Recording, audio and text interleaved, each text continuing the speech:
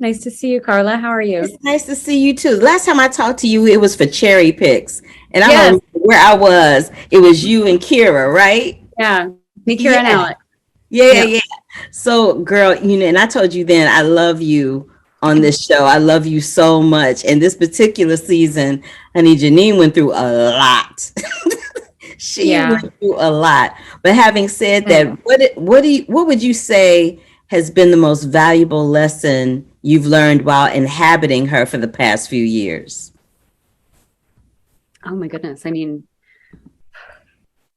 It's so much, I know. so much I've learned. I was saying this earlier as well. Like I started playing Janine when I was 24 and I just celebrated my 30th birthday this year. And we've grown together. I mean, we've wizened, we've grown, we've hurt, we've cried, we've been through a lot together, she and I. And but the thing that really I mean, Janine inspires me. She bolsters me. I'm so proud of her. I'm in awe of her.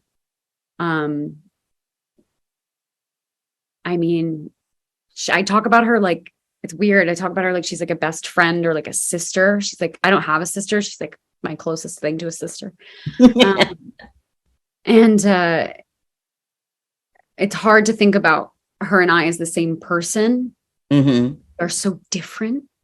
Mm-hmm.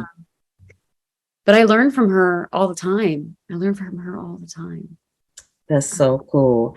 And I'm always interested to know this from you ladies that are on the show.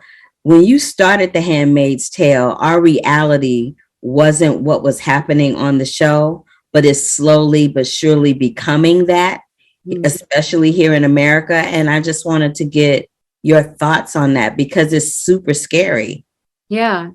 Yeah, I think that, the visual element of The Handmaid's Tale and what exactly it is, what exactly happens in the Republic of Gilead, um how it is manifest in this TV show, Mm-hmm. what that is. I don't think that that's necessarily what it will look like for us, but that doesn't mean that that we don't have our own version and that we're not on our way to our own version, because there is the ability, I think, in this world of technology and of the internet for us to, in milliseconds, share information, share thoughts, but there's also within milliseconds sharing misinformation, sharing. So I do think that I am a little bit frightened of where we are, because of the ability to use the internet. I mean, not necessarily with the most responsibility. Mm. And so no, I don't think it'll look like red robes and teal dresses. Ooh, girl, But let's hope not.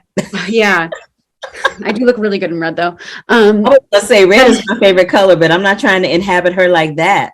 no, no, but I do think that there are ways in which obviously we are already um you know moving in that direction. I mean, like the insurrection on the Capitol, it's like it's like what happened in the book when they overthrew Congress. We didn't Yep. wake up.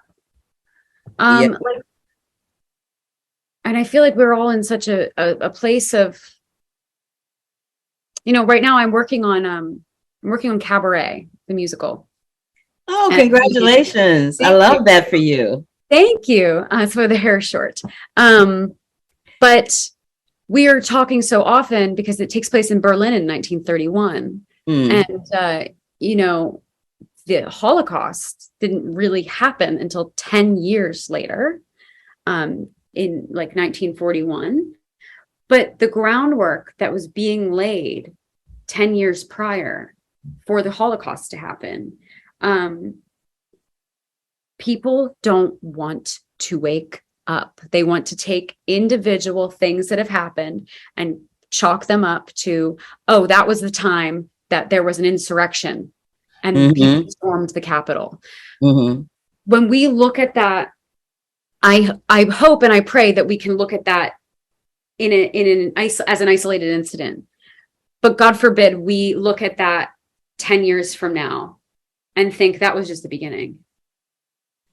I'm really hoping that's not the case. Yeah, that is what I mean is like, it's going to look different for us. Our Gilead is going to look different based on who we are and where we are in our world and in our country right now. But I know people compare The Handmaid's Tale and say it's like, oh, it's not meant to be a textbook or a rule book or whatever. And those are funny, quippy little tweets, and that's amazing. Good for you. Get your followers up, whatever. But let's not forget that The Handmaid's Tale is a work of fiction, and that there is a very real life and real danger very present in our world. Anyway.